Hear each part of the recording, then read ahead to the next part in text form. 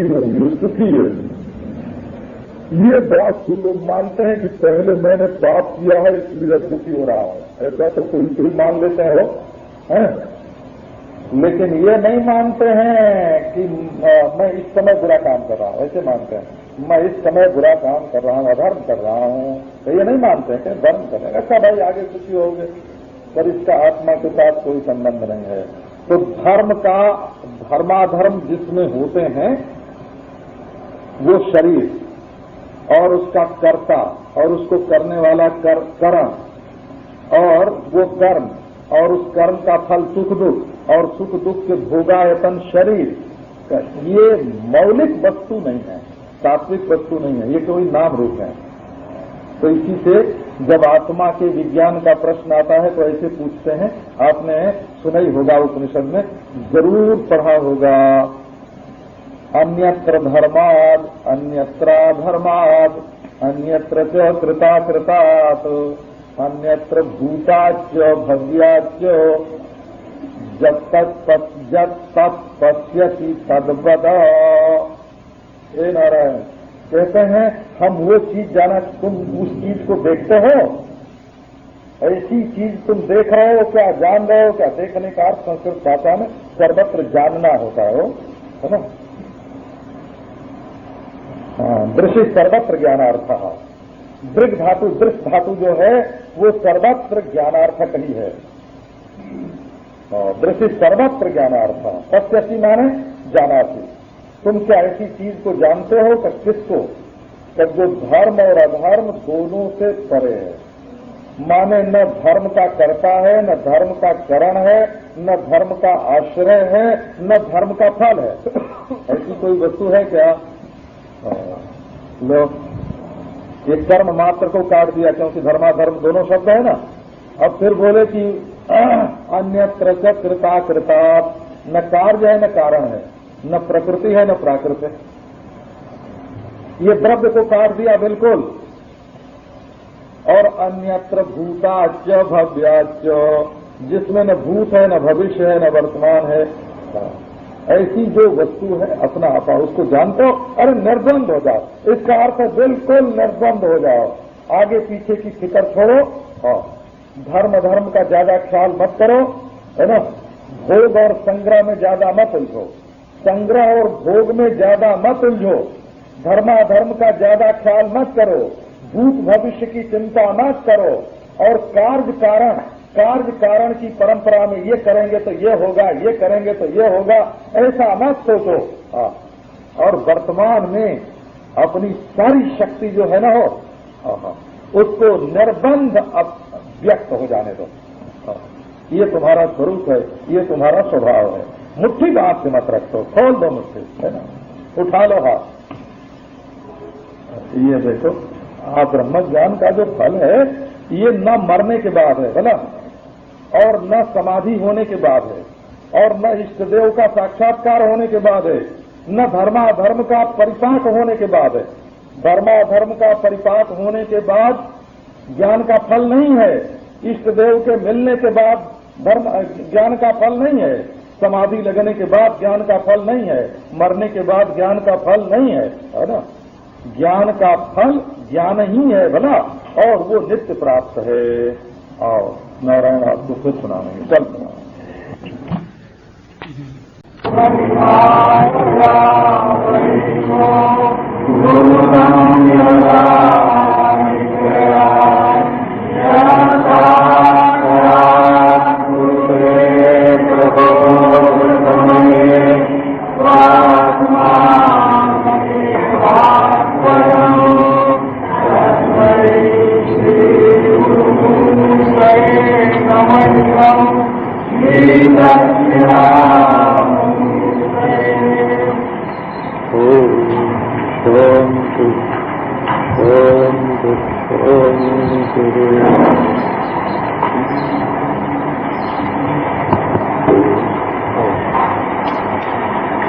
हमारे जो महापुरुष लोग थे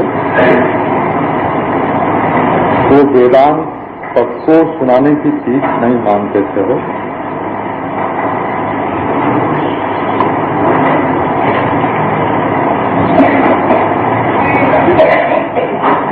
देखो,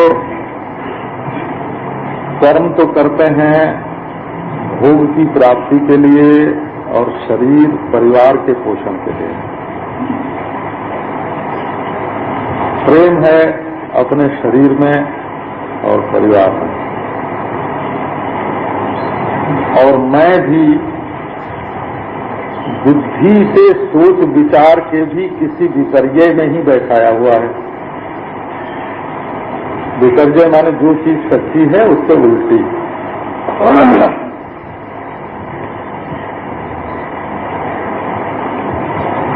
तो धन कमाने में, भोग की वस्तु इकट्ठी करने में, स्त्री पुत्र में बुद्धि लगी है, प्यार संसार में लगा है, कर्म उसके लिए होता है।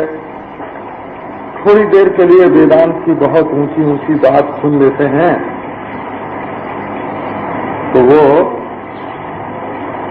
भीतर प्रवेश नहीं करते। इसी से पहले महात्मा लोगों ने ये मर्यादा रखी थी कि सामान्य धर्म का पालन तो सबको करना चाहिए, है ना, और भगवान की भक्ति भी सबको करना चाहिए। और जो विशेष विशेष व्यक्ति हों उनको विशेष विशेष धर्म का पालन करना चाहिए और विशेष प्रकार के योग का अनुष्ठान करना चाहिए। पर जब सबसे वैराग्य हो अपने मन में, हमारा वैराग्य से मतलब कपड़ा सफेद हो कि लाल हो इससे नहीं है, पर मन में जब वैराग्य हो तब जिज्ञासा सच्ची होती है, सच्ची। नहीं तो रास्ते चलते महाराज पूछ देते हैं कि स्वामी जी जरा तत्व की बात सुना दो, तो कह दिया कि भाई तत्व तो तुम ही हो, हैं? उनको भी संतोष हो गया, हमको भी संतोष हो गया, हैं? हो गया असी ब्रह्म तुसी ब्रह्म। तो इससे कोई वस्तु का साक्षात्कार हो जाता हो तो बात नहीं है। हमारे जो महात्मा लोग थे, जब मनुष्य की आदत अच्छी से अच्छी बन जाती थी, अर्थ से भी वैराग्य है, भोग से भी वैराग्य है, धर्म से भी वैराग्य है, उपासना और उसके फल से भी वैराग्य है, योगाभ्यास और उसके फल से भी वैराग्य है। नींद में जो अज्ञान है उसको तो समझते नहीं है, प्रत्यक्ष होता है। नींद में जो अज्ञान है वो प्रत्यक्ष है, और उसी के बच्चे कच्चे कुछ सपने में रहते हैं, कुछ जागृत में रहते हैं, ऊँघते ही ऊँघते सृष्टि देख रहे हैं। तो जब वेदांत की बहुत ऊंची बात सुनने को मिलती है तो उसका धारण नहीं होता है। पर जब तुम कहोगे कि वेदांत सुनाओ तो वो ईमानदारी से सुनाना पड़ेगा, और उसमें तो बेईमानी नहीं की जा सकती। भक्ति की बात सुनोगे, भक्ति का सुना देंगे, धर्म की बात सुनो, धर्म को सुना देंगे। तो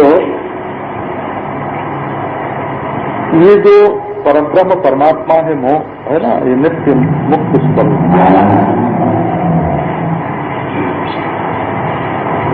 धर्म होता है इंद्रियों से मन की भावना जोड़कर इंद्रियों से धर्म का संपादन होता है, और उसमें कर्म और वस्तु लगती है।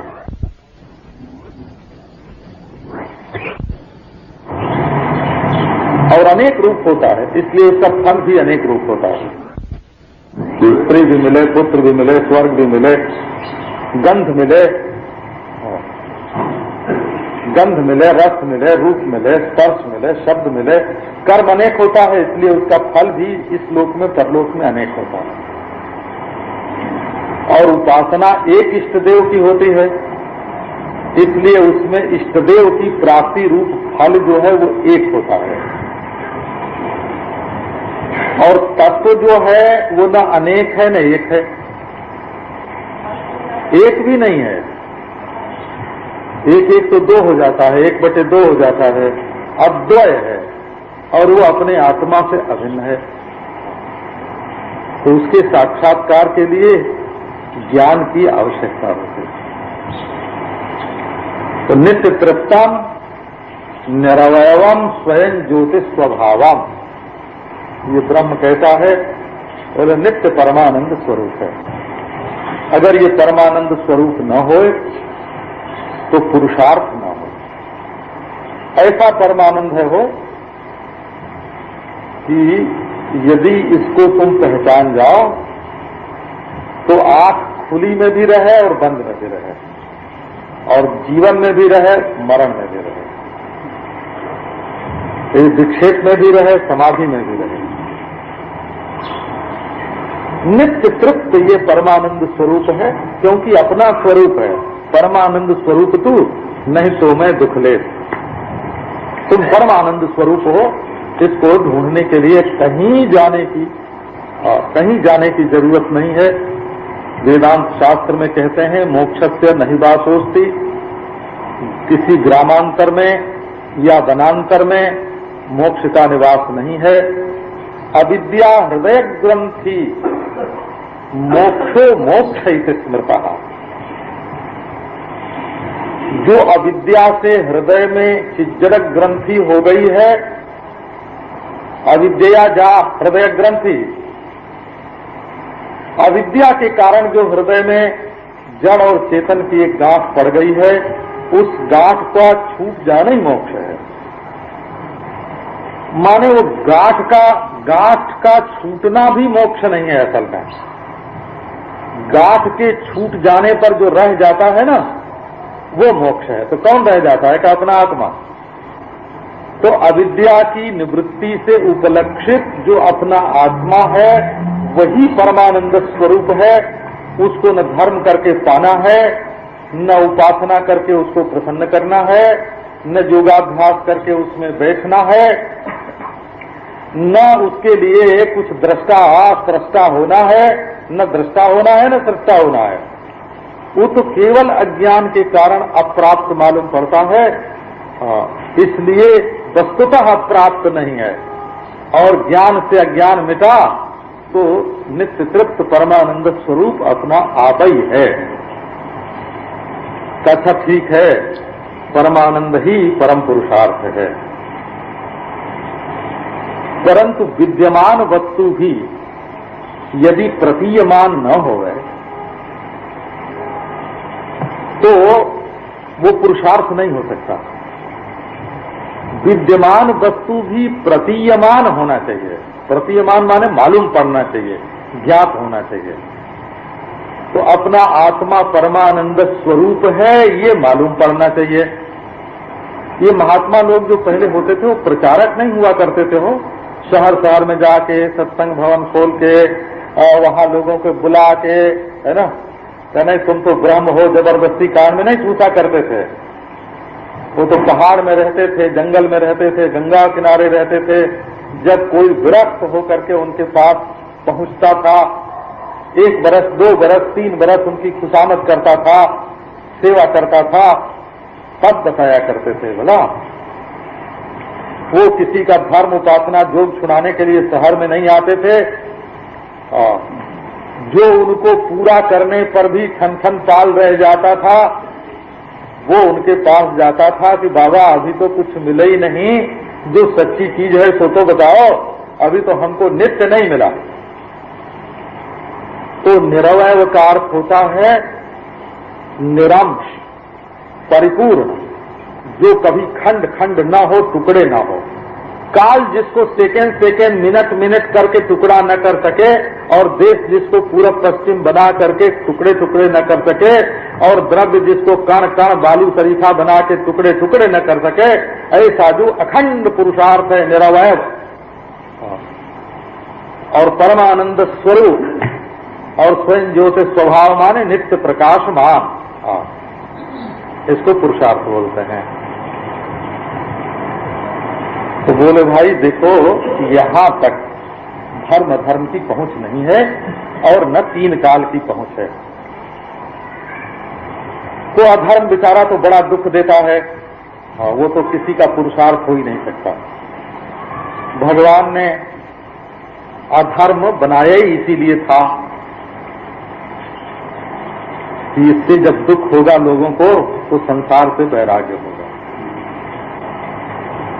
अधर्म माने अपने हाथ का पकड़ में न रहना, पांव का पकड़ में न रहना, जीभ का पकड़ में न रहना।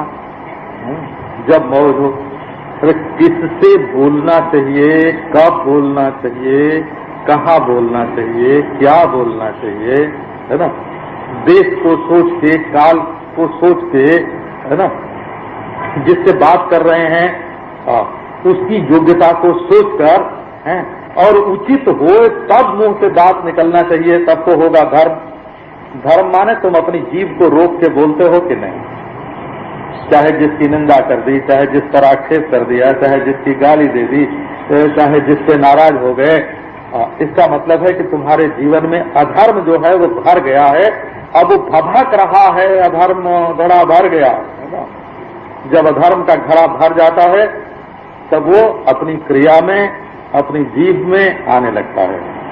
तो ये अधर्म बड़ा दुख देता है, क्योंकि अपनी जीभ काबू में नहीं, हाथ काबू में नहीं, अपना पांव काबू में नहीं। तो इसी से समझ लो कि कोई इंद्रिय तुम्हारे काबू में नहीं है। तो अधर्म तो बड़ा दुख देता है। जिसका जीवन नियंत्रित नहीं है वो बहुत दुख पावेगा, उसके भावी दुख का वो संकेत है। धर्म जो है वो सुख का हेतु है। अपने आप में अगर अपने आप को रोक के रखेंगे तो बुरा काम नहीं करेंगे, बुरा भोग नहीं करेंगे, बुरा बोलेंगे नहीं, बुरा धन नहीं लेंगे, तो सुख की प्राप्ति होगी। समाज के लोग विश्वास करेंगे। ये भी है, केवल अच्छा काम करना ही धर्म के लिए काफी नहीं है, लोग अच्छा समझें ये भी धर्म के लिए जरूरी है। क्योंकि धर्म क्रिया के रूप में होता है तो वो सार्वजनिक रूप से देखा जाता है। और यदि लोगों का विश्वास खो गए थे, लोगों ने यही सोचा इसका तो हाथ काबू में नहीं, चाहे जिसको चबक लगा देता है ना। तो ये महाराज सब जगह, जुआ घर में भी जाता है, व्यभिचार के अड्डे में भी जाता है, सब जगह इसके पांव जाते हैं। ये किसी का भी पैसा ले लेता है ना। और व्यापार भी बाद में नहीं चलेगा तुम्हारा, जब लोगों का अविश्वास हो जाएगा, जब लोग समझ जाएंगे कि बड़ा भारी बेईमान आदमी है, तो 5 रुपए का भी तुम्हारा विश्वास नहीं करेंगे। तो धर्म जो है वो अपने जीवन में रहना भी चाहिए और लोगों को मालूम भी पड़ना चाहिए कि ये धर्मात्मा है। ये श्रुति में ये बात बिल्कुल स्पष्ट है, लोके धर्मिष्ठम प्रजा उपसर्पन्ति। जब मनुष्यों का विश्वास होता है कि ये धर्मात्मा है तो उसके पास आते हैं, उसकी शरण लेते हैं, उस पर विश्वास करते हैं। यदि तुमने लोगों में अपना विश्वास खो दिया या लोगों का ख्याल, लोगों का भाव अपने बारे में बिगाड़ दिया तो क्या मिलेगा? तो अधर्म का त्याग और धर्म का अनुष्ठान जीवन में बहुत जरूरी है। पर जो धर्म का फल है वो, यदि तुम चाहोगे कि धर्म से हमको ये चीज मिले तो सुख मिलेगा, इसमें कोई शंका नहीं कि धर्म का फल सुख है। भला अब आगे हम जो बात कहने वाले हैं उसकी भूमिका आपको बना के बताते हैं। ये निश्चित है कि धर्म का फल सुख है, परंतु उसमें बात ये है कि जितना धर्म करोगे तौल करके उतना ही सुख मिलेगा। तो धर्म का फल सीमित होता है, इसलिए धर्म करो परंतु धर्म का फल मत चाहो। ये बात ध्यान में आने दो। तो धर्म का फल जब नहीं चाहेंगे, धर्म में निष्कामता आवेगी, तब क्या आवेगा? तो देखो, धर्म तो तुमने किया धन से, धर्म किया भोग का त्याग करके, धर्म किया कर्म से, धर्म किया अपनी जबान को रोक के। इसका फल क्या हुआ कि तुम्हारे दिल में जो कामनाएं बैठी थी ना वो निकल गई। निष्काम भाव जब तुम्हारे हृदय में आया, असल में धर्म का फल लड्डू पाना या स्वर्ग पाना या अप्सरा पाना नहीं है। धर्म का फल है अपने अंतःकरण का वासना रहित होना। सब अमृतत्व के साथ इसका विनियोग हो जाएगा, माने मोक्ष के साथ ये जुड़ जाएगा। तो कहो कि धर्म का फल मोक्ष है, तो धर्म चूंकि सीमित होता है और अनेक इंद्रियों से इसका अनुष्ठान होता है और अनेक क्रिया के रूप में होता है, इसलिए इसका फल यदि चाहोगे तो नित्य फल नहीं होगा, एक फल नहीं होगा। फल नहीं चाहोगे तो निष्कामता रूप एक फल होगा, और यदि फल चाहोगे तो इससे मोक्ष रूप फल की प्राप्ति नहीं हो सकती। तो यदि मोक्ष पाना है, निरवय मोक्ष पाना है, तो धर्म का जो कर्ता जीवात्मा है उससे भी अलग होना पड़ेगा। धर्म की जो क्रिया है उससे भी अलग होना पड़ेगा, और धर्म का जहां भोग रूप फल है, सुख दुख रूप फल है, उससे तो अलग होना ही पड़ेगा। वो धर्म का निष्कामता रूप फल जहां होता है उस अंतःकरण से भी जुड़ा होना पड़ेगा, उस अंतःकरण को भी छोड़ देना पड़ेगा। तो अन्यत्र धर्मात् अन्यत्रा धर्मात्, ये महाराज जो मोक्ष रूप फल है, अंतःकरण में क्रिया के रूप से, क्रिया भावना के रूप में धर्म की धारा बहने दो, और भाव और इष्ट देव के रूप में उपासना की धारा बहने दो, और योगाभ्यास के द्वारा अंतःकरण को कभी विक्षिप्त कभी समाधित होने दो।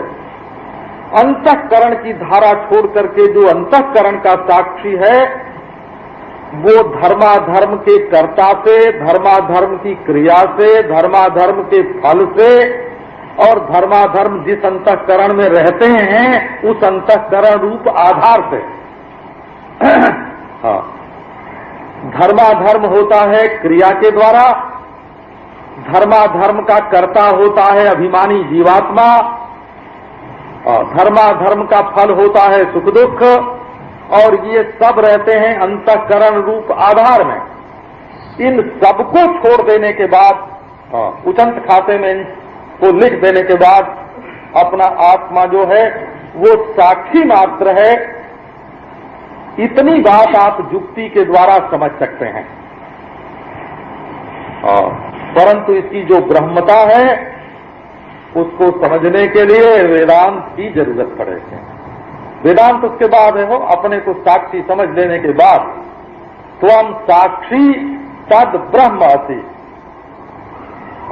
तुम जो साक्षी हो तो कोई एक देह एक अंतःकरण के परिच्छिन्न साक्षी नहीं हो, ब्रह्म हो। ये बात बताने के लिए वेदांत की जरूरत है। श्रद्धा स्नेह, श्रद्धा जो है वो स्नेह है। प्रेमुषी पात्र मेषा, और बुद्धि जो है वो बर्तन है, दिया, दीपक। वर्तिर्वृत्ति ही, वृत्ति जो है वो बत्ती है, और ज्योतिरात्मा प्ररूढ़, और उस वृत्ति में जो आत्मदेव है, आत्माकार जो वृत्ति है ना, उसमें जो प्ररूढ़ आत्मा है वो ज्योति है।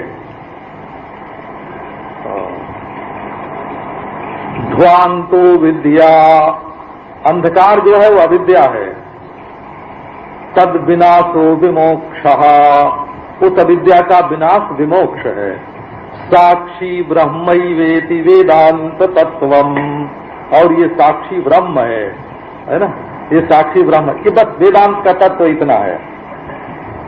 श्रद्धा का तेल, बुद्धि का पात्र है ना, ब्रह्माकार वृत्ति की बत्ती, और उसमें आरूढ़ चेतन ज्योति, अविद्या अंधकार की निवृत्ति है ना, अविद्या अंधकार और उसकी निवृत्ति मोक्ष, और जो रह गई इन सब खेलों मेलों का जो साक्षी रह गया तो ब्रह्म ही है।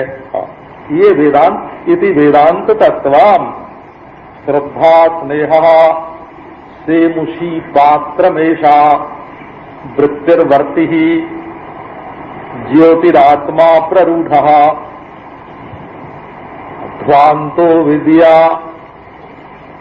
तद विमुक्तिर्विमुक्ति, साक्षी ब्रह्मैवेति वेदांत तत्वम्। बस वेदांत का सार इतना ही है, इतना। जैसे कहते हैं ना, आदौ देवकी देव गर्भ जननम, तो एक भी है कृष्ण लीलामृता। हाँ, श्री कृष्ण लीलामृता।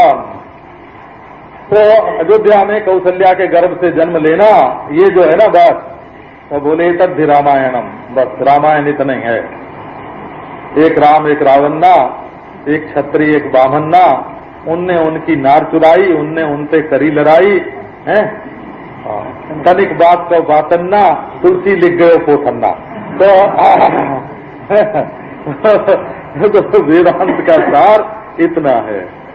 श्रद्धा तेल है, बुद्धि पात्र है, वृत्ति बत्ती है, और उसमें ब्रह्माकार वृत्ति का उदय होना ये ज्योति है, अविद्या का अंधकार है, और उसका मिट जाना है ना, ये मोक्ष है। और इस सबका जो साक्षी है वो अद्वितीय ब्रह्म है, उसके सिवाय ये सब कोई झगड़ा नहीं है। बस वेदांत का सार इतना। तो अन्यत्र धर्मात् अन्यत्रा धर्मात्। अब ये धर्म जो है अनेक क्रियाकारक फल रूप धर्म है, और एक इष्ट एकाकार वृत्ति रूप उपासना है, बोला, और निर्वृत्तिक योग है, निर्वृत्तिक योग है, और एक अंतःकरण का साक्षी दृष्टा है, बोला। और ये जो साक्षी है ये अद्वितीय ब्रह्म है, इसमें न अंतःकरण है, न बहिष्करण है, न शरीर है, न प्रपंच है, न समष्टि है, न व्यष्टि है, बिना हुई सब बात हो रहा है। एक विज्ञान से सर्व का विज्ञान, अद्वैत के ज्ञान से द्वैत का वाद, बस वेदांत तत्वम। अब देखो, तो एक बात तो ये बताई कि बहिरंग धर्म और अंतरंग उपासना और परमांतरंग जो बहिरंग धर्म है वो, और अंतरंग धर्म उपासना है, और परमांतरंग धर्म योग है, बोला। परमांतरंग धर्म योग है, ये तीनों धर्म है। तो क्यों धर्म है? तो कर्ता के द्वारा साध्य है, कर्ता के द्वारा साध्य होने से जो किया जाता है तो धर्म है, और जो किया जाता है तो अधर्म है। तो अधर्म से परमेश्वर की प्राप्ति होगी इसकी तो संभावना ही नहीं है, रही बात धर्म की। तो परंतु इनका जो फल होता है वो विनाशी होता है। तो कालत्रयंच नोपावर्तेते, परब्रह्म परमात्मा में मुक्ति में धर्म अधर्म और तीन काल, एक देखो होता है वर्तमान और एक होता है विद्यमान। ये संस्कृत भाषा में शब्द दो हैं पर इनके अर्थ में फर्क है, बोला। वर्तमान माने बरतता हुआ, बरतता हुआ क्या? जैसे वर्तमान सेकेंड है, ये बरतता हुआ है कि नहीं? अरे जब तक मैंने मुंह से बोला तब तक वो बरत गया हो, दूसरा आ गया, और दूसरे का आना भी बरतना है, और दूसरे का आना भी बरतना है। बौद्ध लोग एक क्षण वस्तु की स्थिति मानते हैं, और नैयायिक लोग जो हैं वो 2 क्षण वस्तु की स्थिति मानते हैं। इसी से इनको अर्थ वैनाशिक बोला जाता है, एक वैशेषिकों को। हाँ, और नारायण किसी किसी वस्तु की 3 क्षण भी स्थिति मानते हैं, परंतु नारायण बरतती है वर्तमान, इसी को बोलते हैं वर्तमान। काल वर्तमान होता है वो, सत वर्तमान नहीं होता है, सत वर्तमान नहीं होता, बरतता हुआ जा रहा है, बरतता हुआ जा रहा है, आज चल रहा है, ये बरत रहा है आज। और विद्यमान माने होता है सत। एक आश्चर्य की बात है कि यदि आप सन मात्र को जानते हो तो आप किसी के विरोधी नहीं हो सकते।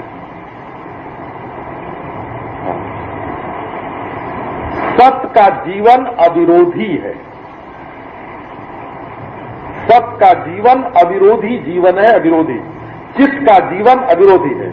जैसे आकाश में घड़ा चाहे बनाया जाए, चाहे रखा जाए, चाहे फोड़ा जाए, आकाश अविरोधी है।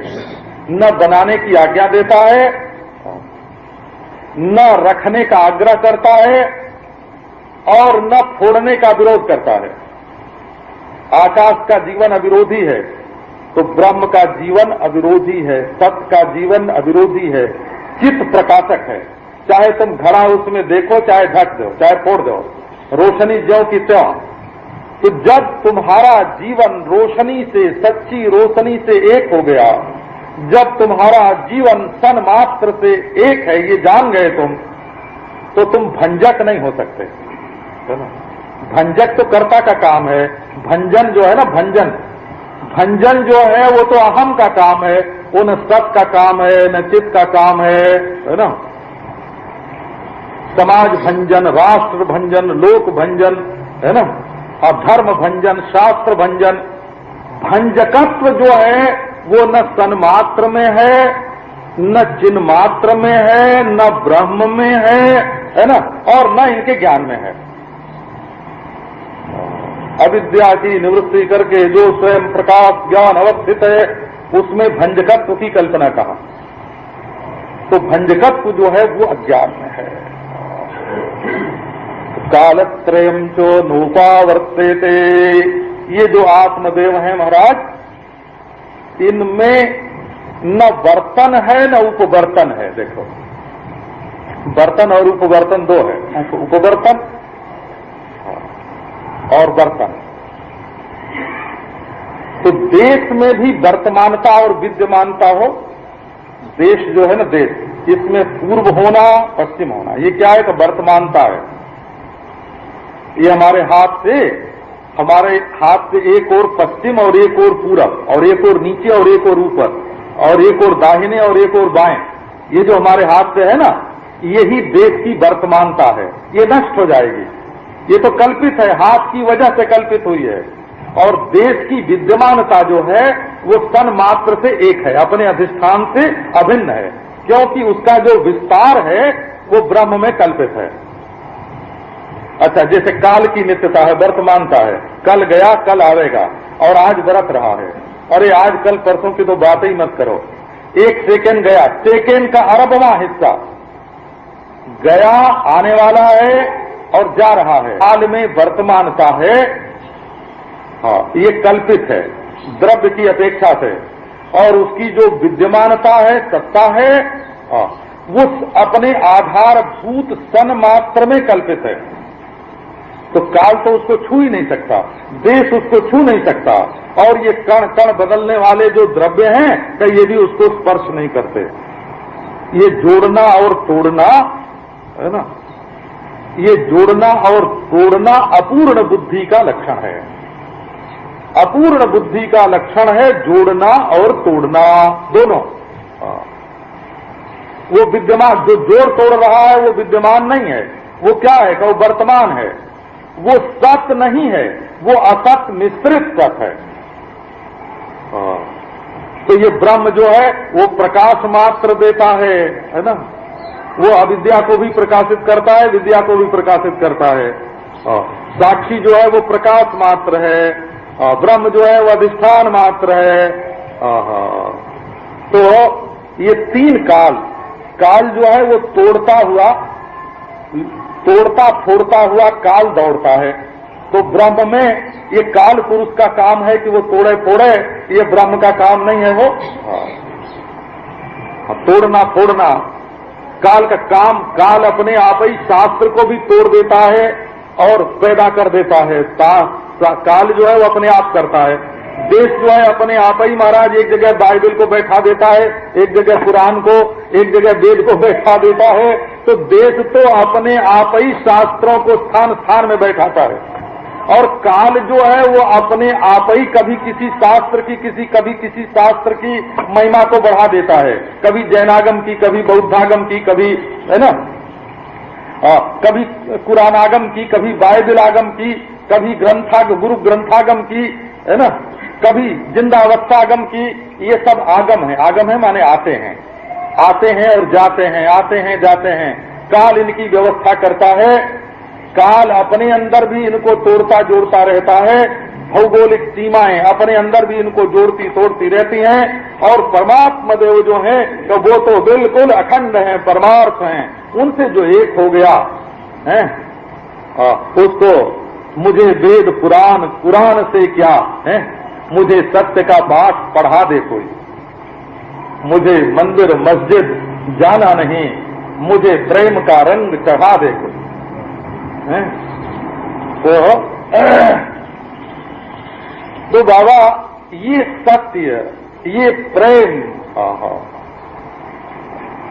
ऐसे बोलते हैं महात्मा लोग, जहां ऊंच या नीच का भेद न हो। अपनी स्थिति को देखो, जहां जात या पात की बात नहीं, न हो मंदिर मस्जिद चर्च, जहां न हो पूजा नमाज में भेद कहीं, जहां सत्य ही सार हो जीवन का, रिझवार सिंगार हो त्याग जहीं, जहां प्रेम ही प्रेम की सृष्टि मिले, चलो नाव को ले चलें ठेके वहीं। रस ही रस, प्रेम ही प्रेम, आनंद ही आनंद। तो देश जिसको, जहां ज्ञान को टुकड़े टुकड़े करने वाला देश है, जहां ज्ञान को टुकड़े टुकड़े करने वाला काल है, और जहां नारायण ज्ञान का विषय टुकड़े टुकड़े विषय हैं, वहां न तो असली ज्ञान है, ये टुकड़े करने वाले अपना काम कर रहे हैं बाबा, है ना। अब भंगी अपना काम करता है, डोम अपना काम करता है, चमार अपना काम करता है ना। हाँ, लुहार लकड़ी काटने का काम, बढ़ई जो है लकड़ी काटने का काम करता है, और लोहार जो है वो लोहा काटने का काम करता है। सब अपनी अपनी प्रकृति के अनुसार, सांप डसने का काम करता है, गाय दूध देने का काम करती है, अपनी अपनी प्रकृति के अनुसार लोग काम में लगे हुए हैं, उसको ब्रह्म के साथ नहीं जोड़ना। तदेतत् अशरीरत्व मोक्षाख्यम, ये जो अशरीर ब्रह्म है, आत्मा है, असल में इसी का नाम मोक्ष है। मैंने आपको सुनाया होगा संस्कृत यूनिवर्सिटी में वहां के जो संचालक हैं ना, डायरेक्टर, तो उन्होंने प्रश्न किया, हमको ले गए थे कि महाराज भक्ति और मुक्ति दोनों कहाँ तक साथ साथ चल सकते हैं, ये प्रश्न किया उन्होंने, है ना। सबका संस्कृत यूनिवर्सिटी के सब विद्वान, वहाँ के उपकुलपति, सब लोग बैठे हुए थे। उन्होंने पूछा, महाराज आज इसी विषय पर व्याख्यान दो कि भक्ति और मुक्ति दोनों कहाँ तक साथ साथ चल सकती हैं। मैंने कहा कि देखो, भक्ति जो है वो अंतःकरण में भगवदाकार वृत्ति की धारा है? उसकी तो व्यावहारिक सत्ता है, उसकी तो प्रातिभाषिक सत्ता है, और मुक्ति जो है वो अविद्या निवृत्ति से उपलक्षित आत्मा का स्वरूप है? वो तो परमार्थ सत्य से एक है, परमार्थ सत्य से न्यारी नहीं है। तो दो सत्ता, एक सत्ता में जब दो चीज होती हैं तब उनका परस्पर विरोध होता है।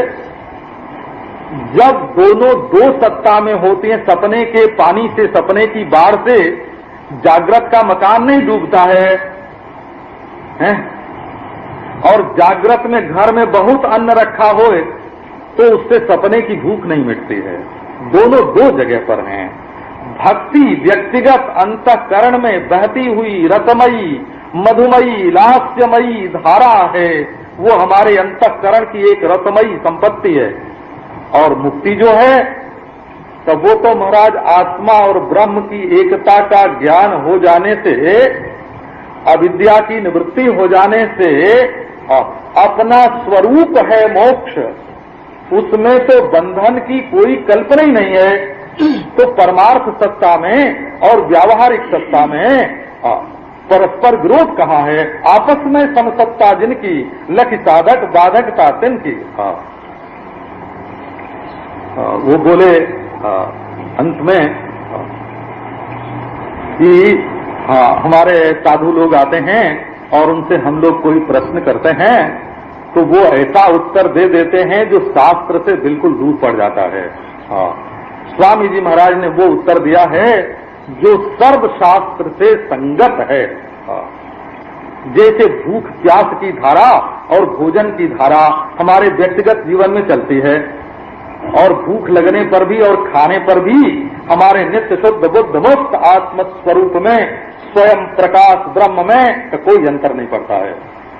तो जैसे शारीरिक धारा में भूख प्यास और अन्न और रस है, वैसे अंतःकरण के धारा में भक्ति और रस है, और अपने स्वरूप में तो ये जो अशरीर आत्मा है उसी का नाम मोक्ष है। बोला वो नित्य शुद्ध नित्य बुद्ध नित्य मुक्त एक रस है। नारायण। तो ये जो अशरीरता है, और अशरीरता कैसी, उसका भी थोड़ा विवेक करना पड़ता है, समझना पड़ता है। स्थूल शरीर क्या है, सूक्ष्म शरीर क्या है, और कारण शरीर क्या है। असल में अज्ञान का नाम ही कारण शरीर है। जैसे स्थूल शरीर हड्डी मांस चाम का होता है, और सूक्ष्म शरीर जैसे मनोवृत्तियों का होता है, वैसे कारण शरीर किसी भौतिक उपादान का बना हुआ नहीं होता है। हो हाँ, ये हमारे जोगी लोग कहते हैं ना कि अब हम कारण शरीर में स्थित हो गए, है ना। हाँ, तो वो तो कारण महाकारण अति परिकारण अति कारण, वो तो कारण के भी बहुत सारे भेद बनाए रखे हैं, तो वो उससे कोई मतलब नहीं है। बोला मोक्ष के कई भेद बना दिए, निर्वाण महानिर्वाण परिनिर्वाण अति निर्वाण। हे भगवान, दिया बुझना चार तरह का, एक निर्वाण एक महानिर्वाण एक अति निर्वाण एक बुझना होगा। निर्वाण माने तो बुझना होता है, और बुझना चार तरह का कैसे हो गया? अरे बुझ गया बुझ गया बुझ गया बुझ गया, जल रहा जल रहा। तो अशरीरता का अर्थ ये होता है कि पहले आप विवेक कर लो कि शरीर क्या है और अशरीर क्या है, और आंख बंद करके ध्यान करो कि मैं अशरीर हूं, तो अशरीर शब्द का ध्यान होगा। बोला अशरीर शब्द का ध्यान होगा, अशरीर वस्तु का ध्यान नहीं होगा, क्योंकि तुमने शरीर और अशरीर का विवेचन तो किया ही नहीं। विवेचन नहीं किया तो अशरीर का ध्यान कहां से होगा? तो असल में अपना आत्मा जो है वो दो शरीर से रहित है, और दो शरीर के साथ जो संसर्गाध्यास और अर्थाध्यास है, ज्ञानाध्यास तो भ्रम है, इसी का नाम कारण शरीर है। आप देख लो, फिर से समझ लो इसको। माने एक तो है स्थूल शरीर और एक है सूक्ष्म शरीर मनोवृत्ति रूप। तो इनके साथ जो संसर्गाध्यास है, माने ये मैं मेरा हूं, ये है ना, ये मैं मेरा, इसका नाम हुआ संसर्गाध्यास। किसी के साथ रिश्ता जोड़ने का नाम संसर्गाध्यास है। हो संसर्ग माने संबंध, रिश्ता। और दूसरा है अर्थाध्यास। अर्थाध्यास माने ये दोनों सच्चे हैं, इनके साथ हमारा रिश्ता है और ये दोनों सच्चे हैं। और एक समझो भ्रम कि ये मैं हूं। ये तीनों अध्यास जो है वो अविद्या के कारण है। वही अविद्या जो है वो कारण शरीर है। अविद्या क्या है? कि न जानना, आत्मा को ब्रह्म न जानना अविद्या है, और अपने को परिच्छिन्न वस्तु के साथ मैं मान लेना, है ना, ये ज्ञानाध्यास है। और इनको मेरा मान लेना संसर्गाध्यास है, इनको सच्चा मान लेना अर्थाध्यास है। तो केवल न जानना ही कारण शरीर है, कारण शरीर नाम का कोई पदार्थ नहीं है। तो अपनी अशरीरता को जानना है माने क्या? न मैं हड्डी मांस चाम का शरीर हूं, न मैं धर्म अधर्म सुख दुख शांति के रूप में बहती हुई वृत्तियों वाला सूक्ष्म शरीर हूं, न ये सच्चे, न ये मेरे हैं, न मैं हूं और न सच्चे हैं। एक बात और आपको सुनाते हैं। पहले कोई सोचे कि ये सच्चे नहीं है, ये हम जान लें, उसके बाद मैं मेरे इनका छोड़ेंगे, तो मैं मेरा बाद में छोड़ेंगे और पहले इनकी सच्चाई को छोड़ दें, तो बिल्कुल बेवकूफी होगी, है ना। सच्चाई छोड़ देने पर मैं मेरा छोड़ने को कहां रहेगा? असल में साधन है इनमें मेरे पने को और मैं पने को छोड़ना, ये तो साधन है, और इसका फल है इनकी सच्चाई का छूट जाना। तो अशरीर होना अर्थात काल में पैदा होना, काल में मरना, किसी स्थान में रहना और कोई वस्तु होना। शरीर, शरीर माने तीन चीज हो। शरीर माने किसी काल में पैदा होना और मरना, ये शरीर के साथ है, और 3.5 हाथ की जगह में रहना, और पंचभूत का एक संघात विशेष बना हुआ होना, और वासना के अनुसार उसकी आकृति होना, और प्रारब्ध के अनुसार उसमें सुख दुख आना। ये सब शरीर के साथ लगा हुआ है। और अपना आत्मा जो है वो अशरीर है, वो सन्मात्र है, वो चिन्मात्र है, वो आनंद मात्र है। तो अपनी अशरीरता को जो जानना है, ये असल में अशरीरता ही मोक्ष है। तो ये बात श्रुति में, ये मोक्ष है। मोक्ष है कहने का अभिप्राय, इसमें बंधन न कभी हुआ, न है, न होगा। इसीलिए इसमें न कभी बंधन था, न है, न होगा। तो न तो मोक्ष कभी उत्पन्न होता है, और न तो है, और न तो होगा, है ना। ये तो मोक्ष स्वरूप ही है। तो ये बात नचिकेता ने जमराज से पूछी। अन्यत्र धर्माद अन्यत्रा धर्माद अन्यत्र च कृताकृतात् अन्यत्र भूताच्चो भव्याच्चो जद तत् पश्यसि तद्वद। बोले हमको वो चीज बताओ, है ना। थोड़े में संतोष कर लेने से ये जो अज्ञान के बंधन हैं ये कटते नहीं हैं, है ना। क्या आपको ऐसे लोग नहीं मिलते हैं जो ऐसे ही संतोष करके बैठे हैं कि भाई हम 4 अक्षत रोज शंकर जी के मंदिर में मूर्ति पर चढ़ा के, लिंग पर, शिवलिंग पर चढ़ा के आते हैं, 1 लोटा पानी चढ़ा के आते हैं, हम बड़े धर्मात्मा हैं। क्या ऐसे लोग दुनिया में नहीं हैं? क्या हम भूत भैरव की उपासना करके संतुष्ट हैं? क्या ऐसे लोग नहीं हैं दुनिया में? हैं? क्या थोड़ा सा आसन प्राणायाम करके बाजार में मंच पर उसको दिखाने वाले, उसी में संतुष्ट लोग दुनिया में नहीं हैं? आसन प्राणायाम का प्रदर्शन करने वाले दुनिया में नहीं हैं? क्या थोड़ा सा ध्यान और धारणा करके और घंटे 2 घंटे बैठ जाने वाले लोग उसी में संतुष्ट क्या दुनिया में नहीं है? तब थोड़ी थोड़ी सिद्धि विद्धि दिखा करके, हैं, थोड़ा सम्मोहन करके, मेस्मराइज, हिप्नोटाइज करके जिंदगी बिताने वाले, जीविका चलाने वाले लोग कोई स्थायी जीविका बनाते हैं, कोई तात्कालिक जीविका बनाते हैं। क्या ऐसे लोग नहीं हैं? तो महाराज बात यह है कि यदि अपने आत्मा की अद्वितीयता को साक्षात्कृत किए बिना, कि ये जो पनाला बहता है ना वो भी अपना स्वरूप है, हो, हाँ, पनाला बहता है वो भी अपना स्वरूप। एक बार उड़िया बाबा जी महाराज के पास एक बड़े आदमी की चर्चा चली। बड़े आदमी हमारे साधुओं में बड़े आदमी, बोला महंत मंडलेश्वर की बात नहीं है, जो अपनी विद्या से, बुद्धि से, प्रतिभा से प्रख्यात हैं, उनकी चर्चा चली कि वो तो महाराज निंदा करते हैं लोगों, 4 गाली उनको सुनाते हैं, 4 आक्षेप उनके ऊपर करते हैं। ऐसे बाबा के पास किसी ने कहा, कैसे महात्मा,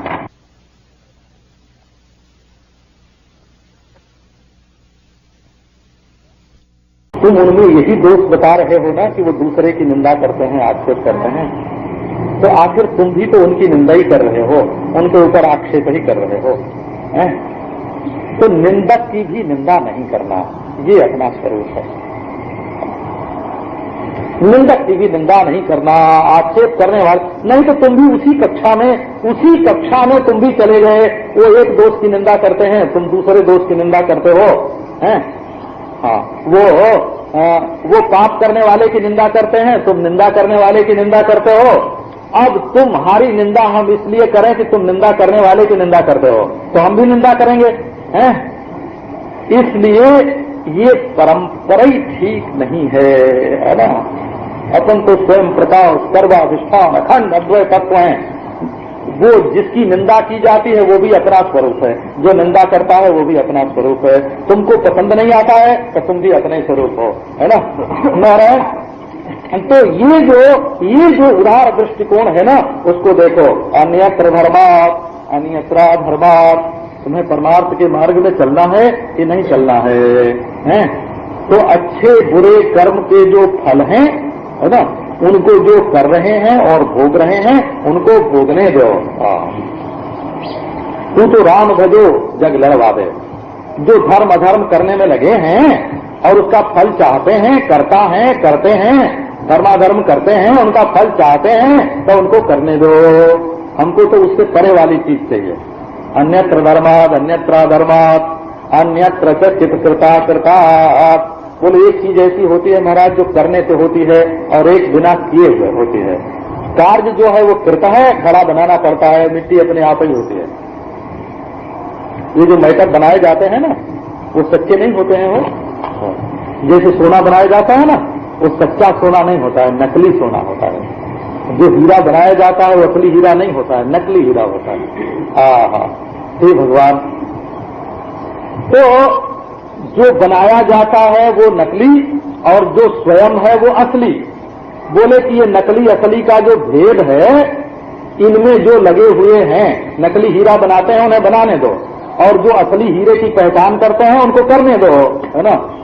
तुम तो जो अपना आपा है उसको देखो ना, दोनों का जो प्रकाशक अधिष्ठान है उसको हम जानना चाहते हैं। अन्यत्र भूताच भव्याच, और भूत भविष्य वर्तमान की धारा में जो बह रहा है उसको बह जाने दो।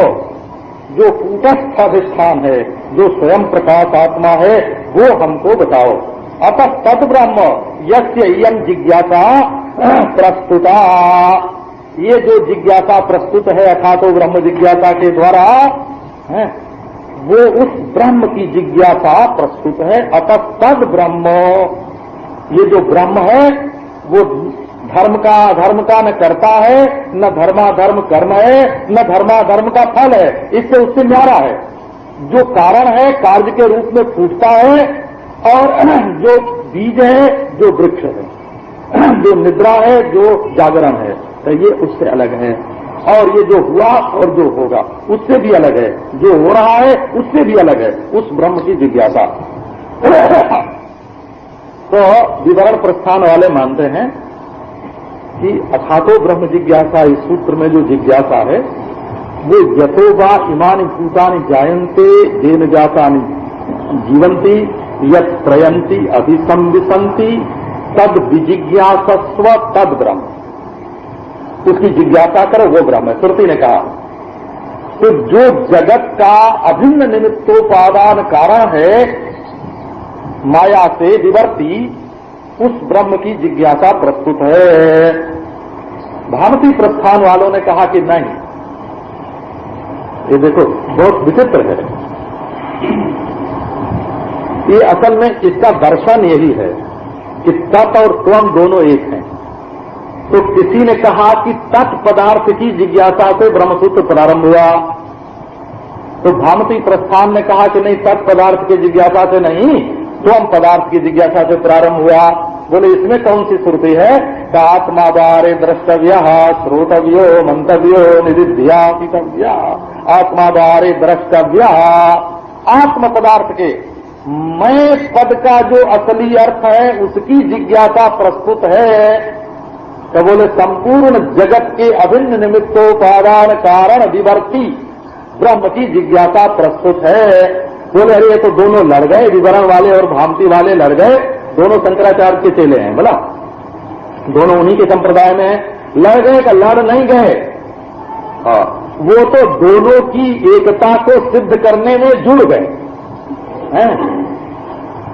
जब ब्रह्म एक ही है, आत्मा ही ब्रह्म है और ब्रह्म ही आत्मा, ये बात प्रारंभ हो गई, ये बात सिद्ध हो गई, तब चाहे तत्पदार्थ की जिज्ञासा की जाए चाहे त्वम पदार्थ की जिज्ञासा की जाए, वो तो एक की ही हुई। तो अतः तद ब्रह्म जस्य इयं जिज्ञासा प्रस्तुता, उसकी ये जिज्ञासा प्रस्तुत है। अब आगे बताते हैं तद यदि कर्तव्य से सत्वेन। अब उसमें महाराज यदि कोई हाथ पांव समेट के बैठना है ना, आंख बंद करना, मनोवृत्ति को रोकना है ना, ये जब कर्तव्य बन के जैसे कछुआ अपने अंग को समेट करके अपने शरीर के भीतर बैठ जाता है और कभी फैलाकर चलता फिरता है, तो वो समेटना कर्म है कि नहीं और वो चलना कर्म है कि नहीं, है ना। तो ये बात जल्दी समझ में नहीं आती है। कर्मण या कर्मजा पश्चेत अकर्मणि च कर्मजा, जहां तुम हाथ पांव समेट करके बैठते हो, हाथ समेट के बैठते हो, मन समेट के बैठते हो, सबसे अलग होके बैठते हो, वहां भी कर्म है, वहां भी सूक्ष्म रूप से कर्म है और वहां तुम्हारे कर्तृत्व की निवृत्ति नहीं होगी। इसलिए पहले कर्ता क्या है, दृष्टा क्या है, इसको जान लो और देखोगे कि कर्ता तो तुम कभी थे ही नहीं और दृष्टा तो साक्षात ब्रह्म है न रहे। और अनजाने में अगर पांव बांधे, हाथ समेटा, आंख बंद की और मनोवृत्ति समेटी, तब तो तुम कर्तृत्व से मुक्त कैसे होगे। इसलिए ब्रह्म जिज्ञासा जो है ये एक न्यारी चीज है और वो आगे आपको बताती है कि यदि वो कर्तव्य शेष होगा, यदि किसी भी साधना या क्रिया या उपासना से मोक्ष की उत्पत्ति होगी तो वो मोक्ष नाशवान भी होगा और तुम्हारा स्वरूप बिल्कुल नहीं होगा। इसलिए ये तत्वज्ञान कर्म उपासना योगाभ्यास के अंतर्गत नहीं है, न प्रवृत्ति रूप कर्म का फल है और न निवृत्ति रूप कर्म का फल है। अब ये बात आपको सुनाएंगे कल।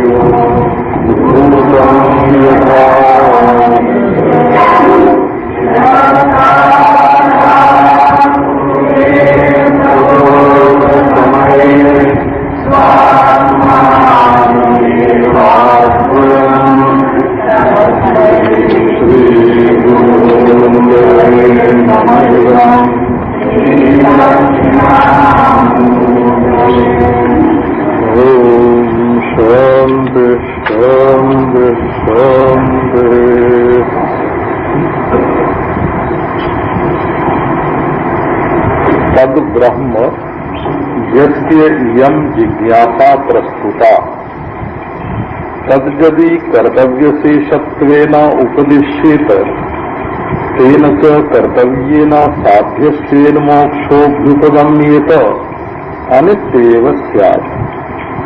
तत्र एवं सति यथोक्त कर्म फलेष्वेव तारतम्यावस्थितेषु अनित्येषु कश्चिदतिशयो मोक्षः इति प्रसज्येत। नित्यश्च मोक्षः सर्वैर्मोक्षवादिभिः अभ्युपगम्यते अतो न कर्तव्यशेषत्वेन ब्रह्मोपदेशो युक्तः। ये शंकर भाष्य पढ़ के सुनाओ। तत्व समन्वयात्।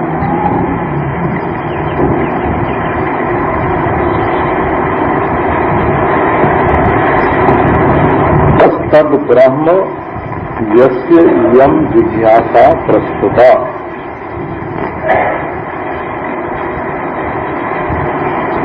वो जो कैवल्य है वो ब्रह्म ही है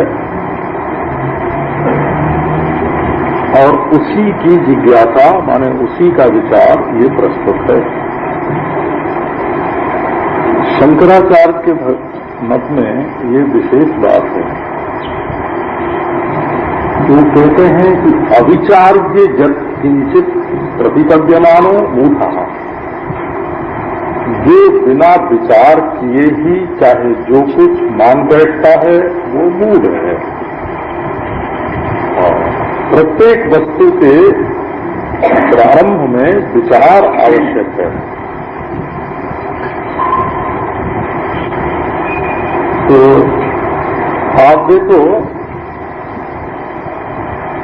मुक्ति को नित्य सब स्वीकार करते हैं।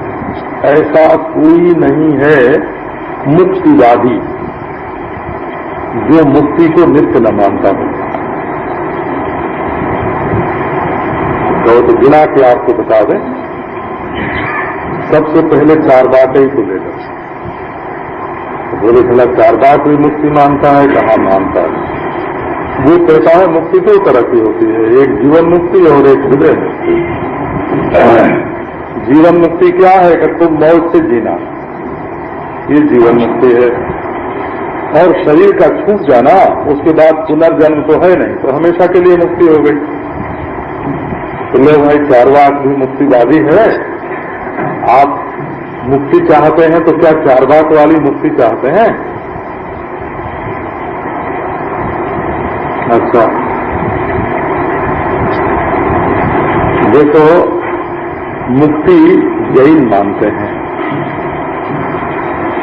उनका जो शुद्धांतकरण वीतराग महापुरुष है, वो उज्ज्वल निर्मल अणु आत्मा के रूप में मुक्त हो जाता है, उसका पुनर्जन्म नहीं होता। लोग तो वैसे ही तुम मुक्ति मानते हो। अब ये विचार के लिए वो तरह तरह की बात आपके सामने रखते हैं। बौद्ध लोग कहते हैं कि ये विज्ञान जो है वो आत्मा है, जिसको सब मालूम पड़ता है कि विज्ञान मालूम पड़ता जा रहा है, मालूम पड़ता जा रहा है। जैसे सेकेंड की सुई चलती है, वैसे ये विज्ञान की धारा चल रही है और इसमें वासना बढ़ती जा रही है। तो जहां वासना बंद हुई, वहां एक आत्मा होने का जो प्रत्यय है वो एक सका, और विज्ञान तो क्षणिक ही है, तो आत्मा नाम की कोई चीज ही नहीं है। तो आत्मा के न होने का जो ज्ञान है, आत्मोच्छेद है, वही मुक्ति है। कहते हैं भाई आत्मा का उच्छेद ही हो जाए, ऐसी मुक्ति कौन चाहेगा। अच्छा, आपको और सुना दे। तो ये होता है शून्यता के ज्ञान से।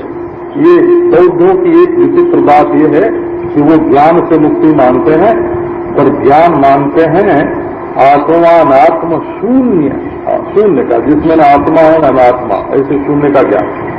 ये नहीं समझना कि उनके व्यवहार का लोप हो जाता होगा, तो नहीं, वो ये शून्यता का साक्षात्कार हो जाने पर भी उनके महात्मा जिंदा रहते हैं, उपदेश करते हैं, विहार करते हैं, बोला विहार बनाते हैं। तो वो जैसे ब्रह्म ज्ञान है, ज्ञान हो जाने पर महात्मा का शरीर रहता है, ऐसे आत्मा और अनात्मा दोनों प्रतीत के समुत्पाद हैं, और मूल वस्तु जो है, इन दोनों का मूल कोई नहीं है, निर्मूल ही है। तो वो भी मुक्ति मानते हैं।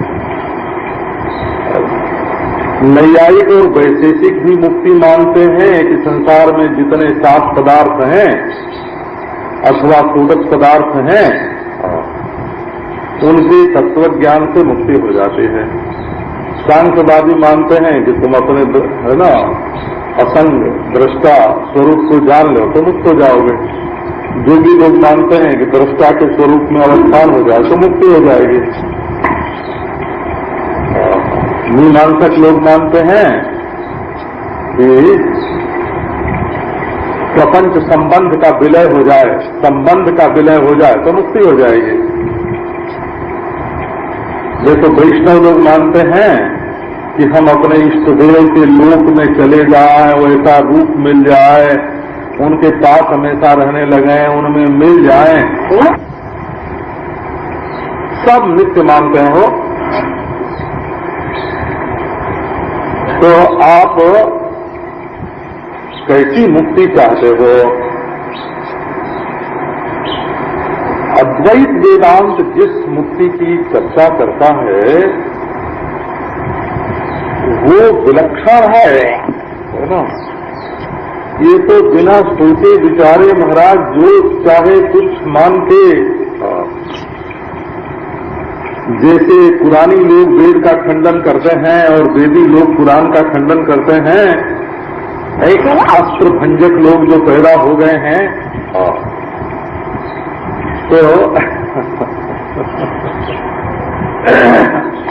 तो कोई मंदिर भंजक हैं, कोई मठ भंजक हैं, कोई शास्त्र भंजक हैं, कोई साधु भंजक हैं, ऐसे भी हैं। हमारे एक मित्र थे, वो बोले कि हमारी चले तो हम एक एक तो गोली से मार डालें। मित्र हैं ना, बड़ी नाराज। तो इन लोगों ने शायद गड़बड़ कर दी। तो मुक्ति की बात जो है वो बिना विचार के, तुम देह अपने को मानो देह, और कहो कि हम मुक्त हैं, अच्छा कहो कि हम दृष्टा हैं, कहो कि हम ब्रह्म हैं, तो अपने को देह में मैं के रूप में रखते हुए ही अपने को ब्रह्म मान बैठना जैसे मूर्खता है। अद्वैत वेदांत की दृष्टि से ये मूर्खता है कि कोई अपने को देह भी समझे और ब्रह्म भी समझे। यस्याभिमानो देहे भी, यस्याभिमानो मोक्षे भी, देहे भी ममता तथा नासो ज्ञानी नवा मुक्ता केवलम दुख भागसो। अष्टावक्र गीता का श्लोक है ये। जस्याभिमानो मोक्षे भी, देहे भी ममता तथा। अभिमान तो ये है कि मैं मुक्त हूं और देह को समझते हैं मैं मेरा। बोले नासो ज्ञानी नवा मुक्ता, न वो ज्ञानी है न मुक्त है, केवलम दुख भागसो, वो केवल दुखी है। कि देह में मैं है, इंद्रियों में मैं है, मन में मैं है, इनके रिश्तेदार नातेदारों में मैं मेरा है, विज्ञान में मैं है, आनंद में मैं है, अज्ञान में मैं है, और बोले मैं मुक्त हूं। तो ये जो मूर्ख लोग चाहे जो कुछ मान बैठते हैं, और संस्कृत में इसके लिए शब्द बहुत बढ़िया है, पर जब उसको लोग समझेंगे नहीं तो बोलने से क्या फायदा है। देवानाम प्रिया, संस्कृत भाषा में मूर्ख को बोलते हैं वो देवानाम प्रिया, देवताओं के प्यारे। हम लोग उधर थे ना कल्याण के हो, कल्याण परिवार में गीता प्रेस में, तो हम लोग कहते थे आपस में जब कोई आता ना नया आदमी तो आपस में चर्चा कर लेते। तो ये बड़े भावुक पुरुष हैं, उनके सामने ही बोलते ये बड़े भावुक पुरुष हैं, और आपस में हम लोग समझ लेते कि महामूर्ख हैं, तो है ना, उसके सामने ही बोलते थे।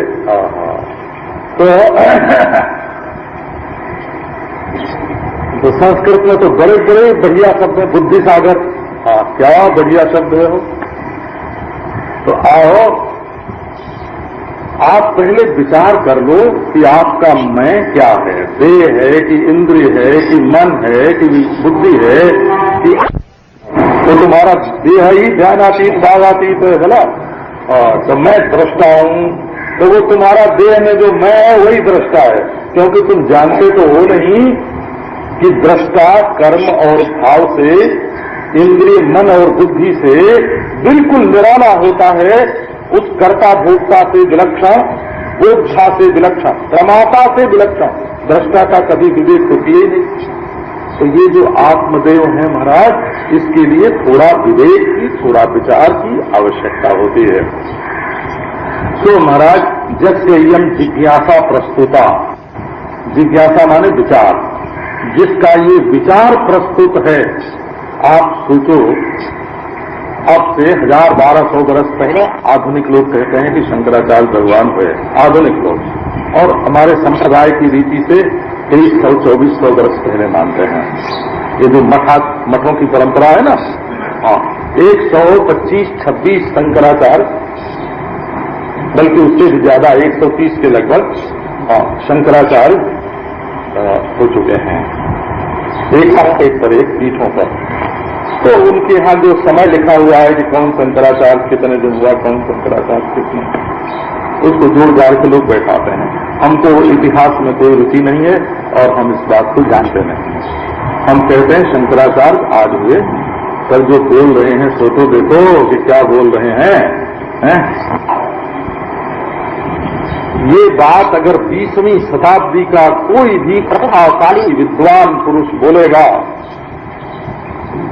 कि भाई प्रधानता आंख बंद करने की नहीं है, प्रधानता विचार की है, आज का बुद्धिमानों का जो समाज है वो इसको ज्यों का त्यों स्वीकार करेगा। वो कहते हैं इष्टदेव तुम्हारा गोलोक में नहीं रहता है, तुम्हारे इष्ट तुम स्वयं हो। कौन काट सकता है अच्छा? और अपने स्वरूप को जानो। तो ये जिज्ञासा माने विचार, विचार प्रस्तुत है।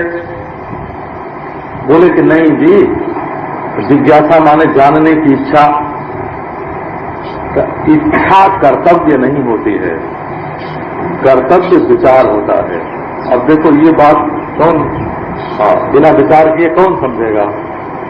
अगले क्षण में तुम्हारे मन में कौन सी इच्छा उदय होगी? पता नहीं क्या आ जाए, इच्छा तो अपने आप उदय होती रहती है, संस्कारों में से निकलती रहती है, और विचार करना पड़ता है कि ये जो चीज सामने हमारे उपस्थित है उसका कैसे विचार करना चाहिए। बोले कि भाई हाँ ठीक है, ब्रह्म का वर्णन तो है, परंतु वो कर्तव्य शेष है। कर्तव्य शेष क्या है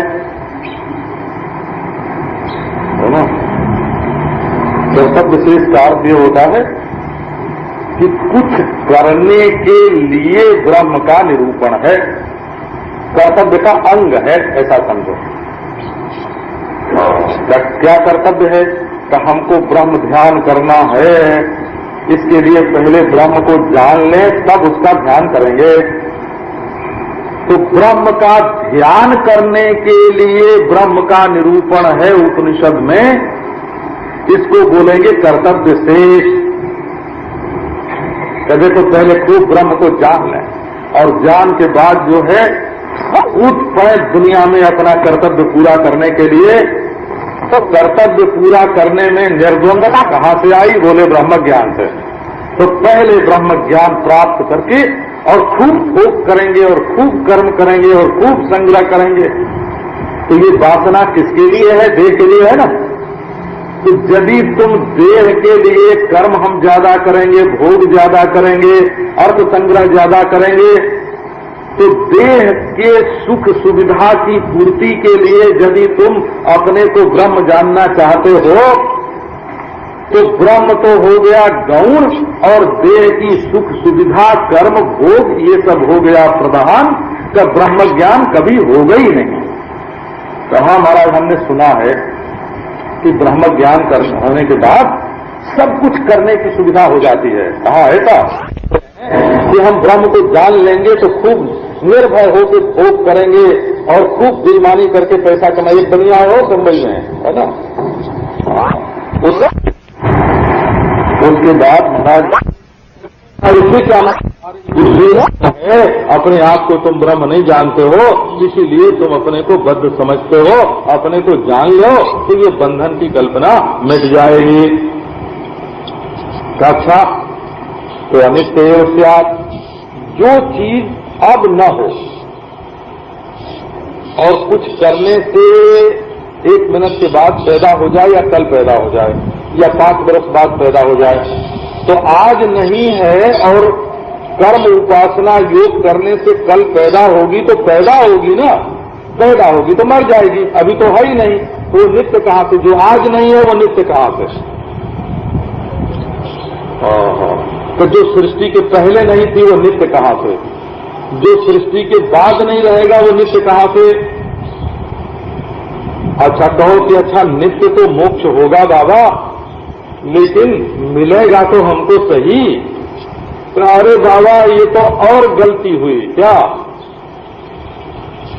तो पहले तो तुम चाहते थे कि पैदा करना, तो पैदा करने पर थोड़े दिन रहता तो सही। जब तुम मानोगे कि मोक्ष कोई अलग चीज है और अभी मिली नहीं है, और फिर हम ये काम करेंगे तो हमको मोक्ष मिल जाएगा, तो मिलेगा तो बिछुड़ जाएगा। तो क्या ज्ञान से भी तो मोक्ष मिलता ही है ना? तो मिलता नहीं है ज्ञान से। ये जो मिले हुए को तुम अनमिला समझ रहे हो, इस अनमिलेपन की भ्रांति को दूर करता है ज्ञान। मोक्ष देता नहीं है, मिलाता नहीं है, ज्ञान मोक्ष के साथ जोड़ता नहीं है, अनमिलेपन के भ्रम को दूर करता है। इसी से वेदांतियों का कहना है, किसी ने कहा कि ईश्वर मोक्ष दे सकता है कि नहीं? एक बेला ईश्वर मोक्ष न दे सकता, क्यों? स्वरूप है। बोले अच्छा हम 1000 श्लोक ऐसे प्राचीन ग्रंथों में बताते हैं जिसमें ये लिखा है कि ईश्वर मोक्ष दे सकता है। तो ठीक है, ईश्वर मोक्ष दे सकता है, पर ईश्वर पहले ज्ञान देगा बोला, और हम जानेंगे कि हम जो अपने को बद्ध समझते हैं, ईश्वर को भी मोक्ष देना होगा। तो जैसे हम घड़ी उठा के किसी को भेंट दे देते हैं, ऐसे ईश्वर किसी को मोक्ष की भेंट नहीं देगा। वो तुम्हारी भ्रांति अविद्या तोड़ने के लिए ज्ञान देगा हो, ज्ञान। हम जो अपने को दर्द समझते थे वो बोल चुकी है। ईश्वर को भी मोक्ष देना होगा तो जैसे हम घड़ी उठा के किसी को भेंट दे देते हैं, ऐसे ईश्वर किसी को मोक्ष की भेंट नहीं देगा। वो तुम्हारी भ्रांति अविद्या तोड़ने के लिए ज्ञान देगा हो, ज्ञान। ददामि बुद्धि योगम तम ये नमामुपयांति ते तेषामेव अनुकंपार्थम अहम अज्ञानजम तमः नाशयाम्यात्मभावस्थो ज्ञान दीपे न भास्वता। भगवान कहते हैं ज्ञान का दिया लेके आएंगे, सामने खड़े हो जाएंगे कि देख ले अपने आप को तूने अंधेरे में रख छोड़ा है, तू तो मुक्त है। तो पहले से जो मुक्ति अपना स्वरूप है उसी को ईश्वर जाहिर करेगा। तो ऐसी स्थिति में यदि तुम ये मानते हो कि ईश्वर मुक्ति देता है तो ऐसे मानो कि ईश्वर ज्ञान के द्वारा मुक्ति देता है। हाँ, अच्छा हम मुक्त हो जाएंगे, कहा ठीक है, हम ज्ञान से अज्ञान को मिटा देंगे और अपना आत्मा तो हमेशा से मुक्त ही है। बोले आओ जी कर्म उपासना का फल माने मोक्ष को। तो बोले कि देखो तत्रैवं सति यथोक्त कर्म फलेषु एव तारतम्यावस्थितेषु अनित्येषु कश्चित् अतिशयो मोक्षः इति प्रसज्येत। यदि तुम ऐसा मानोगे कि किसी कर्म उपासना अथवा योग से मोक्ष की प्राप्ति होती है तो मोक्ष को कर्म का फल मानना पड़ेगा।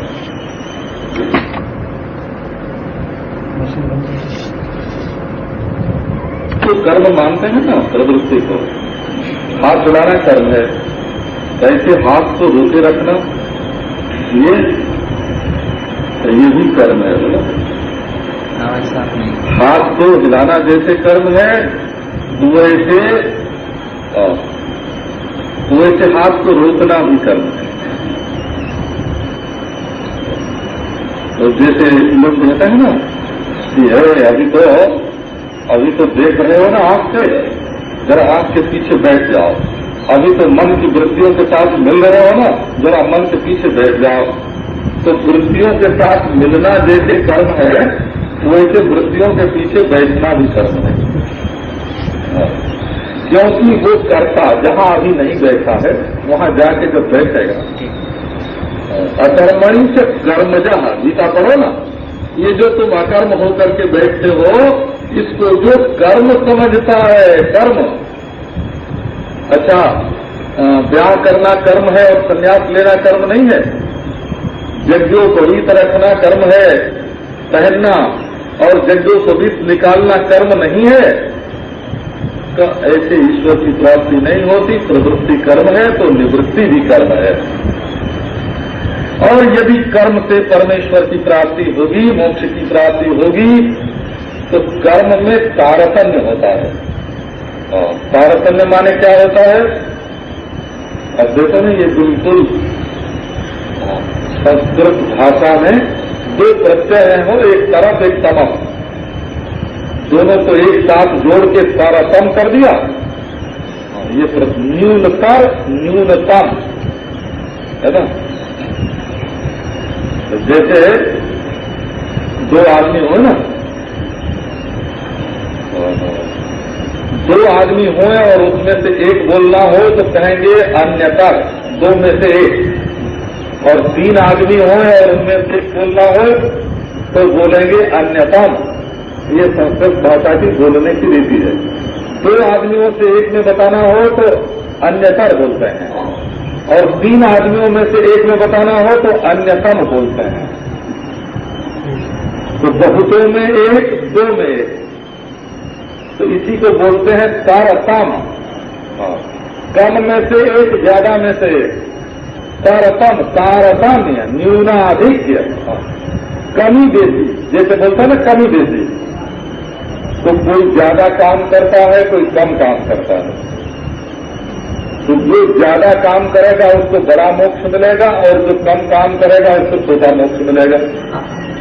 जो ज्यादा उपासना करेगा उसको बड़ा मोक्ष मिलेगा, जो कम उपासना करेगा उसको छोटा मोक्ष मिलेगा। जिसकी समाधि संप्रज्ञात हो जाएगी, संप्रज्ञात के बाद महाराज थोड़े संप्रज्ञात में ही देख लो, सवितर्का होगी, है ना, निर्वितर्का होगी, सविचारा होगी, निर्विचारा होगी समापत्ति। समाधि शब्द तो संस्कृत का पुल्लिंग है। तो सविचारा समापत्ति, निर्विचारा समापत्ति, सवितर्का, निर्वितर्का, 4 प्रकार की समापत्ति संप्रज्ञात में होगी। स्थूलालंबना, सूक्ष्मालंबना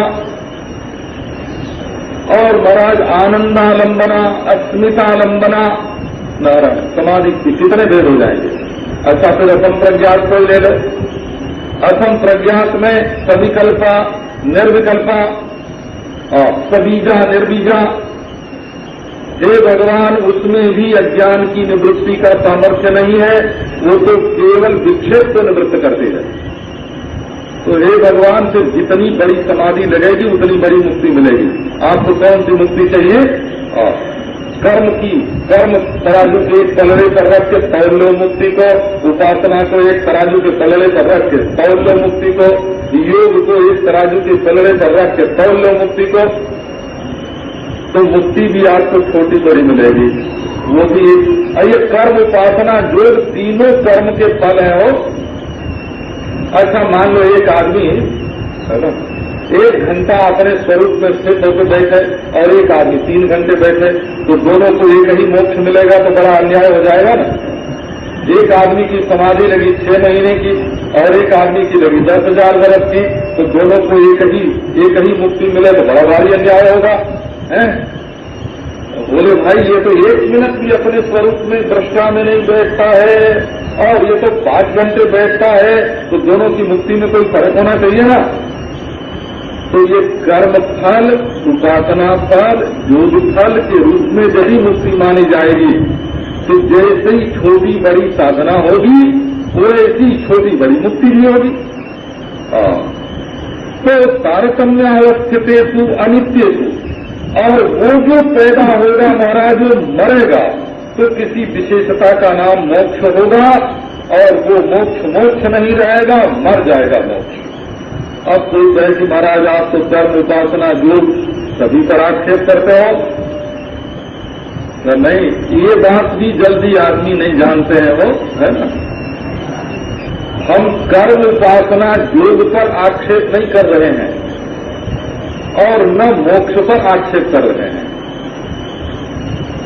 हम ये कह रहे हैं कि मोक्ष जो है केवल ज्ञान से अविद्या की निवृत्ति, ब्रह्म ज्ञान से अविद्या की निवृत्ति होती है और मोक्ष अपना स्वरूप है। केवल हम ये कहना चाहते हैं कि हम तो ये कहते हैं कि मोक्ष ज्ञान से भी पैदा नहीं होता, मोक्ष ज्ञान से पैदा नहीं होता, ज्ञान से भ्रांति निवृत्त होती है। तो ये जो तुम कुछ कर करके, योग भी करता है, उपासना भी करता है, कर्म भी करता है, और ये जो तुम किसी कर्म के फल के रूप में मोक्ष को समझते हो, ये गलत है। तो बोले फिर कर्म, उपासना, योग तो बेमतलब गए, का बेमतलब नहीं गए, तब क्या हुआ? तो उससे अंतःकरण की शुद्धि हो गई, है ना। वो सफल है, परंतु उनके फल के बारे में जो भ्रम है, हम कर्म को नहीं काट रहे हैं, उपासना को, योग को नहीं काट रहे हैं, उस उनके फल के बारे में जो भ्रम है उस भ्रम को काट रहे हैं।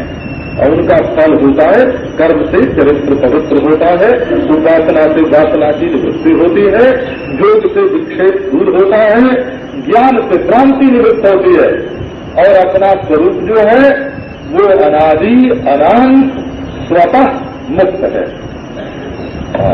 मुक्त नहीं है वो, मुक्ति अपना स्वरूप है, वो अविद्या निवृत्ति से उपलक्षित है। केवल हम एक इशारा करना चाहते हैं, क्या इशारा करना चाहते हैं कि अविद्या निवृत्ति होने पर जो रह जाता है वो मुक्ति है। और कौन रह जाता है? तो हम रह जाते हैं, तो हमारा ही नाम एक नाम मुक्ति है। इसका मतलब हुआ हम जब हैं तब मुक्ति है। प्रलय के समय हम हैं, मुक्त हैं, है ना। सृष्टि के समय हम हैं, मुक्त हैं। सृष्टि मिट जाने पर हम हैं, मुक्त हैं। ऊपर है वैकुंठ में है, मुक्त है। नरक में है, मुक्त है ना।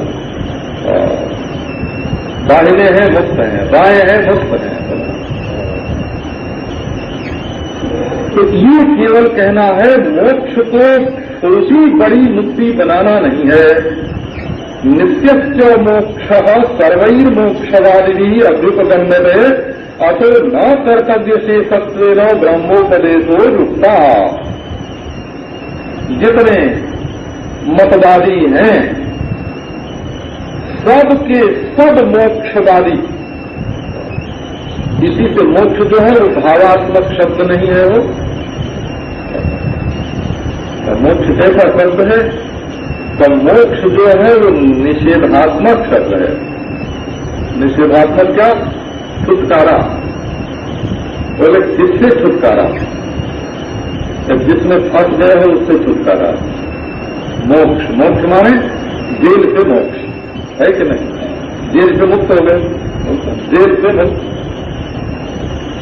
तो इसी तरह से नरक से मुक्त, स्वर्ग से मुक्त, कर्म बंधन से मुक्त है, उपासना की पराधीनता से मुक्त, जेल योग की जेल से मुक्त।